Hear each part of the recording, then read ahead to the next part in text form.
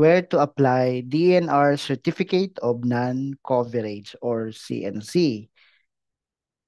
Sa pag-apply po ng DNR Certificate of Non-Coverage, dito po tayo pupunta sa ating favorite internet browser at mag-type po kayo ng CNC online.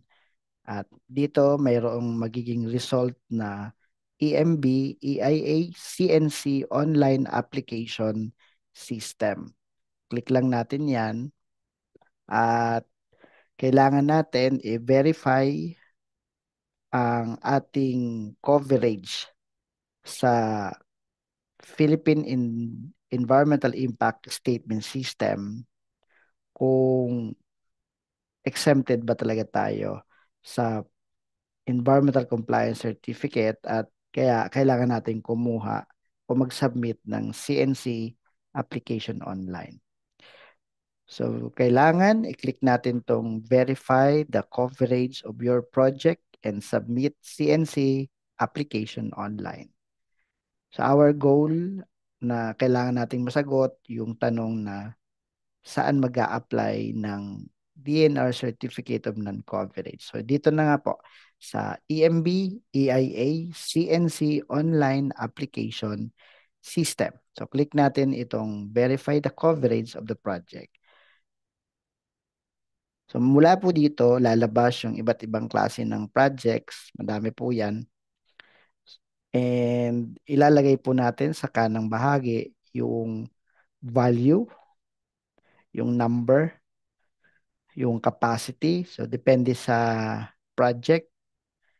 Halimbawa, ang project natin ay gasoline station. So ilagay natin sa project type or description yung keyword na gasoline para lang ma-filter yung napakaraming type ng project.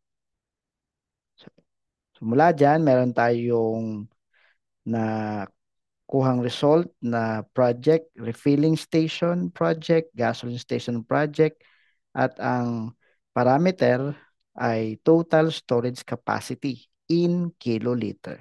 So mula dito, ilalagay natin sa kanang bahagi yung numero in kiloliter. So for example, we will put 36 and that is in kiloliter. Click natin yung next. Sasabihin sa atin ng system, mag-apply ka ng Environmental Compliance Certificate. Pero dahil merong threshold, kaya kino-coverage, tinitingnan ini-screen yung project dahil may threshold. Hanggang saan lang pwede or allowed mag-secure ng CNC. So, try natin 20 kiloliter. So, yung 20 na yan, ibig sabihin yan in kiloliter. So, lagay natin 20, then click next. So, dahil ito ay nag-proceed sa screening questions, ibig sabihin sa proposed size, qualified na siya sa Certificate of Non-Coverage. Or, ang ibig sabihin, siya ay hindi covered ng Philippine Environmental Impact Statement System na mag-secure ng Environmental Compliance Certificate pursuant to Section 4 ng PD 1586. So pagka nakarating tayo dito sa further screening questions, sa umpisa pa lang like size ay ibig sabihin pwede na tayo or qualified na tayo for Certificate of Non-Coverage ng DENR. Pero meron ditong further screening question na kailangan sagutin natin ng yes or no. Is the project intended to directly enhance the quality of the environment or address existing environmental problems? Kung ito po ay gasoline station, as our example, syempre, no. So lahat dito ay kailangan may sagot tayo. Does your project have existing ECC or part of a project that requires an ECC? Yes or no? So lagay lang natin no. Lalong-lalo kung wala namang existing ECC o hindi naman talaga nire-require ng ECC. Is the project area Total floor area of all structures plus open areas greater than 1 hectare. O meron bang gasoline station na aabot ng 1 hektarya? Siyempre, no. And then, is the project located in National Integrated Protected Area System? If your answer is yes, you will be required by the system to secure ECC. So, dapat ang sagot nyo dito ay no.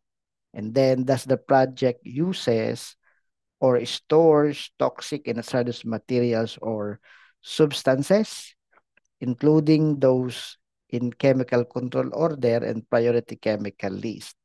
If your answer here is yes, you will be covered to secure ECC. So dapat ang sagot natin dito ay no. Our selected project type, proposed size, and other information indicated above correct? Then say yes. Dapat totoo. So after po nyan, we will click this button proceed at yan na po yung ating CNC online application. So kung nakarating kayo dito sa proposed project information, yan na po yung CNC application natin. All we have to do is complete the information needed or required and then save and generate requirements. So yan po ang paraan kung papaano makapag-apply ng Certificate of Non-Coverage. Saan?